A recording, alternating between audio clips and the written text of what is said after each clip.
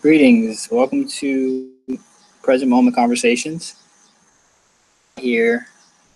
And I really wanted to speak about past couple weeks. I've been noticing a lot of astral energies, a lot of astral dreams. I don't know if you guys have been. I don't know if my mic just cut in or cut out, but I was just saying we're in July here. This is Present Moment Conversations, and I've been seeing a lot of astral activity.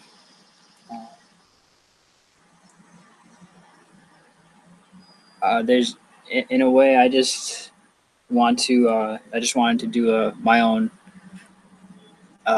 what I've been present pattern conversation on what the pattern's been looking like, and yeah, I've been having a lot of weird dreams, but at the same time, I've been doing the right synthesis of the information I've been receiving, like almost precognitively starting to do dream world clearing before these astral constructs and energies started coming about. It's really been a interesting time, a time of rejoining with people after these times of change. So I'm just here to here by myself for now, but I kind of have a lot of things to say, so here we go.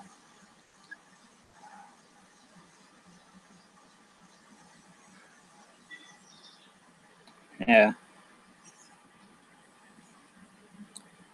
So I'm seeing a lot of energy coming out of India, seeing a lot of energy coming out of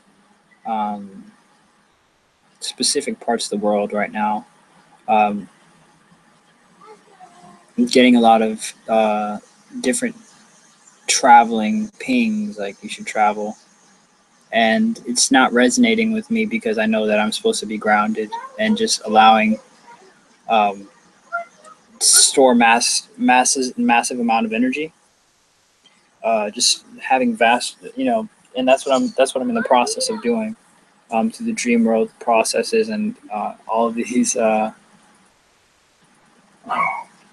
amazing meditations and reading that I've been doing. Just focusing on the reading as well has been one of my goals. Focusing on intaking information, and so yeah, and then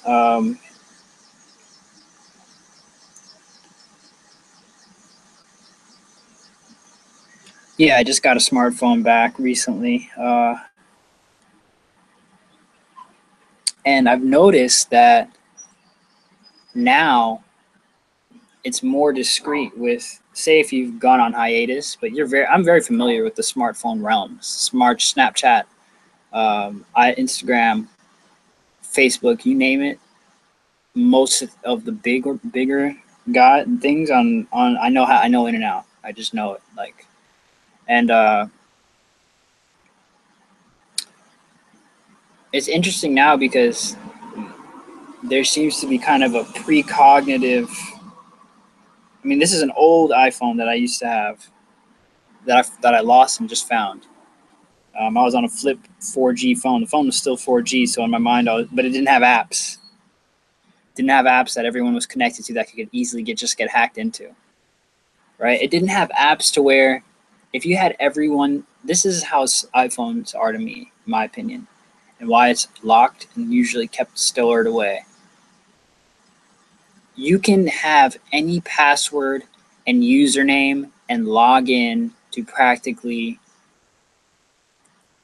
almost anything, and that's kind of like what makes your phone is the same as every other phone. The only difference is the information that's being inputted inside of it. Same thing with obviously a lot of things, but if you just think about like the simplicity of a smartphone and the way things just get duplicated like that. And so anyways, it's obviously hive mind. It's obviously just something that I went phoneless until from April to June. Longer than that though, really, because I was much longer than that on a low key basis. But that 2 months, that takes willpower to stay that way. And the only reason why I didn't stay that way was because there's this impersonal control that we're facing as a collective of, what, you ain't got Instagram? How you gonna promote? Oh, what, you ain't got Facebook? What, you ain't got a barcode? That's the moment where I think people will be like, oh, wait a second. You know what I mean? Cell phones are like, to me personally, it's impersonal control. You know, like nobody's forcing me to get a phone. Nobody's telling me, yo, you need to get yourself, you need to unlock and activate your old iPhone 5 now. You just need it so that you can get on Instagram, so that you can communicate with people. And when I got on there, people were communicating with me, and it was just like, it was as if I never left. I'm talking about like people that I wished would comment on my photos and things like that, of that nature, like commenting on after I haven't posted for like 2-3 months, you know, and which has me immediately thinking, the point that I'm getting to is, when you decide to come from a different natural space, uh, basically share your water with the collective's water that's on the social media. And I have to say this, things have gotten harder to create a boundary. Things are getting more blendy. People are blending in. There's awake people on, of course, there's plenty of awake people on social media, and it's just like, they're just trying to not use their, well, this is me, fuck, I can say what I want, but at this point, like, it's hot. The stove is hot, and it's just a hot stove. You're not gonna make it cold because you're gonna be awake inside of the stove. You're still within an Instagram app. You're still within a Snapchat app or whatever social media app, and that's not like an invincible thing. Like, you're on a stove.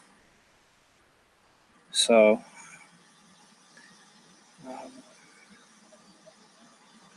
so I just wanted to invoke a spiritual schedule.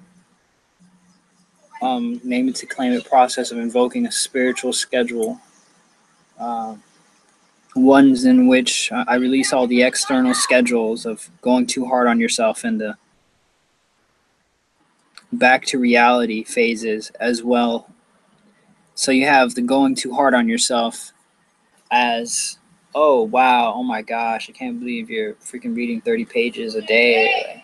Oh my gosh, I can't believe you don't watch TV. Oh my gosh, I can't believe you're pre-denying anything that might lead to me wanting a barcode. And I'm invoking a heart cleaning schedule, a schedule that allows me to function with the reality in such a way that I can connect to people and connect to other people that are of the same nature, even if they are using Instagram, even if they are using social media. It won't affect me. And essentially going back to living naturally, I call forth all the ancestors who have the complete soul code alignment to what it is to progress naturally with the cycles of Mother Earth. That hemp paper, that ink and quill, that mahogany wood table.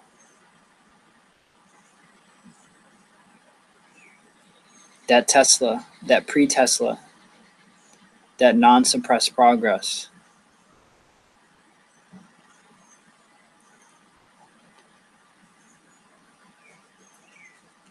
So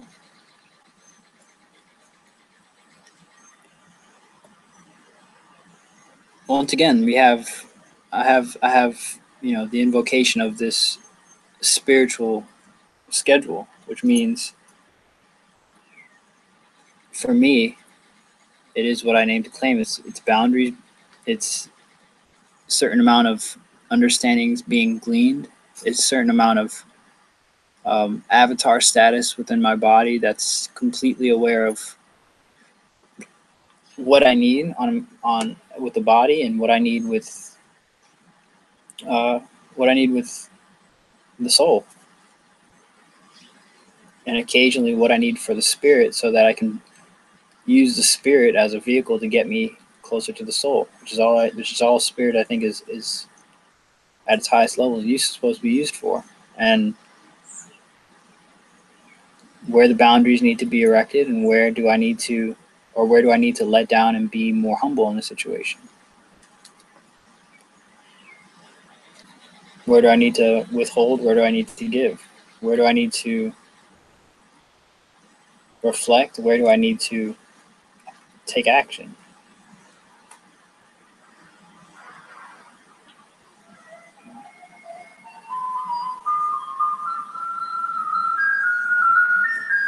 All right. And so with that blessing of the ancestors,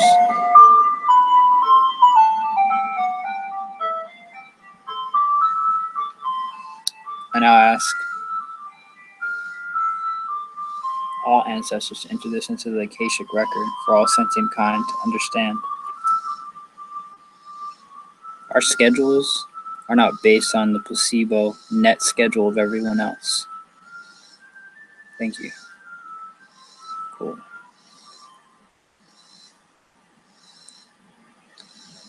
So I'm back in the smartphone pool of connected waters. That's what I call it. You know, you're putting your pool of whatever it is you are. I'm not saying I'm the purest person out there. I'm not saying I'm the cleanest person out there. I still have basic, things that I need to name, to claim, and heal, and feel, and understand in a way. And some of the things I realize is boundaries issues for me. If I just made one or two, not even that big boundaries, something like having a manager, something like having this, something like that, that's when big changes begin to occur. I notice that just DAT, that, you know what I mean?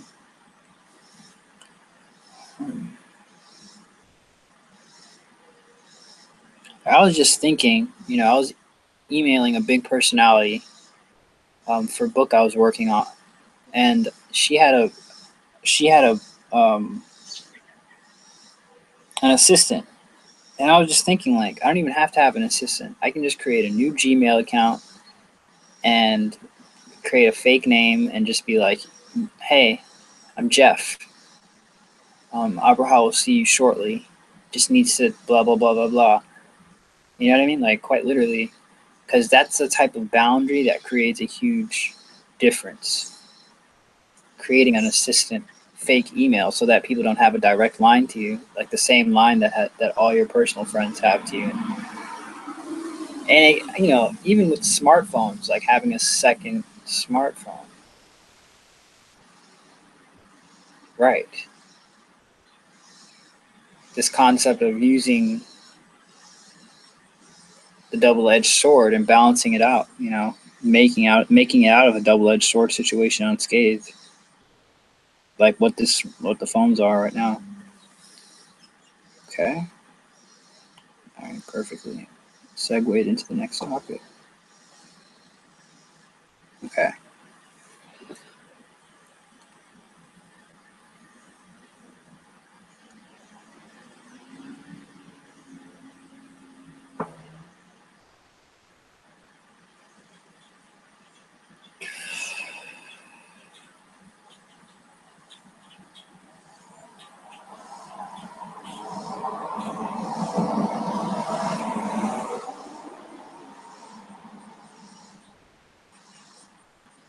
So I have here written authentically contributing to healing teams, but I'm not really sure what I meant by that. Show notes. Having an event on August 5th in either in the Susquehanna or in the Blue Ridge Mountains, or in an area where they can hold the event in the best possible area. So I'm still looking at the dates and possibilities, but it's on my website. Might have more information on that coming soon. And yeah, sending treatments to the parts that need balancing, any forms of emotional froth that just needs to be regulated.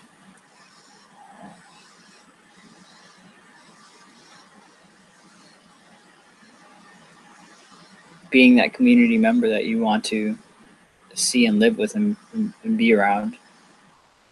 Mm-hmm.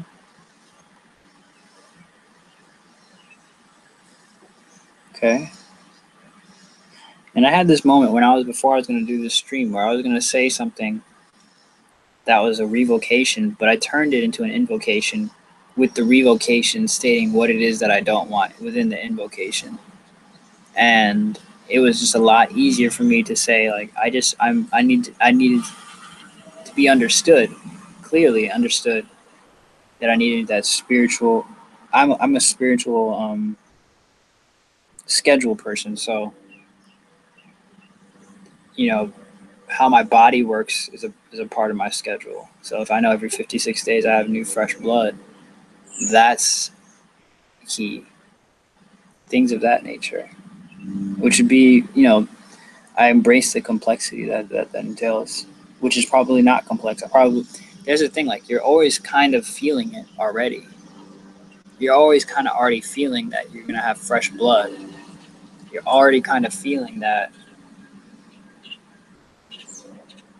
your skin is changing, and that's something that I want to create. I want to create a schedule around the self. That's wow, that's deep. I always have those insights that are deeper than I thought I could go. Let's see, sending treatments to the parts. Okay, I did that. And like earlier today, I was receiving these healing hints from a teacher, um, and I was able to widen the frequency and slow down the information of that healing tip or that healing phrase or that healing frequency, that energy at the most primordial level, and just guide that to what I was feeling, the wall of just that needed healing from that frequency could filter into and just honeydew that, or just clean that up. And so I call that widening the frequency. Widening the frequency of clearing to clear broader yet specific issues. Broader yet specific issues. That makes sense. Like a niche memory or something that's really far back there that you don't, or a niche, or Horcrux, a niche Voldemort Horcrux that you need to go and resolve. The transition from necessary sudden transmutation to calculated long-term of plan of upkeep and empowerment, powering present moment transmutation. Wow. Yeah. It's one thing when you have to alchemize something or transmute something kind of on the spot. It's another thing when you've been on a long, strong roll and you just have to continue to be on that long, strong roll. And it's just like, it's almost like the benevolent way of saying victim tyrant. That's another thing that's also been highly coming at me these days. Victim tyrant frequency. And how to strike that balance of just being you, choosing to be yourself. And just seeing that, we have to densify and enforce our existence in almost every way these days. And I was just laughing because when you have those long-term plans and you have a being or collective that wants to challenge that, but all you have is just endless things that are unfolding, like tsunami waves of energy that you've been cultivating, unfolding as a way to bring it back to zero balance, or whatever, or just you know have you vibrating away from them at a very rapid pace, like as if you're pressing fast forward on a video cassette, which I've had that happen before. My very vibrate where any two vibrations that aren't of the same match can't really coexist, but I've had a situation where it does. And there's nothing wrong with that, you know. So the further transition from necessary sudden transmutation to calculated long-term plans of upkeep and empowering present moment transmutation.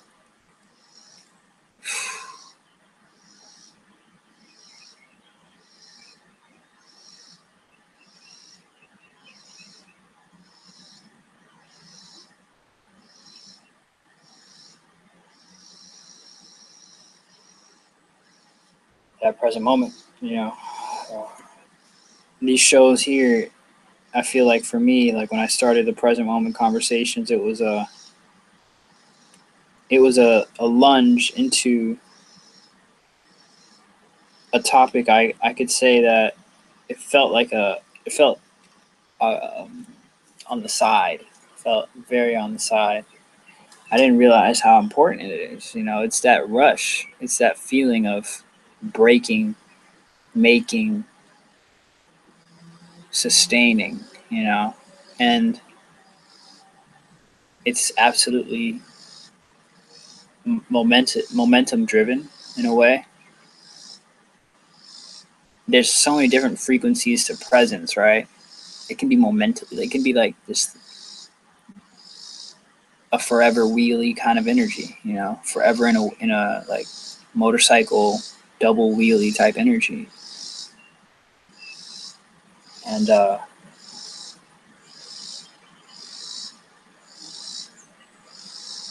it feels hella dangerous when you're on the tip of that bike, that metaphorical present moment all the time.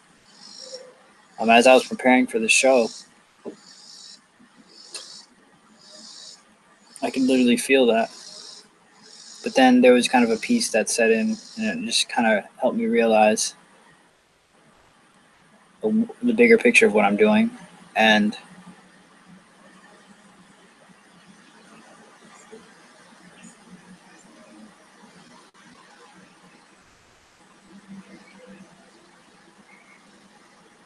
the time investment, like different time investments that I'm currently in. But yeah, I'm pretty sure everyone is busy, and so I don't know if we'll have any guests come in later. That was pretty much the show that I wanted to release. It's kind of at that sweet spot, 25 minutes, 24 minutes in. So I'll call it a weekly show. All right, present moment conversation signing out. Enjoy this lovely, lovely month. Peace.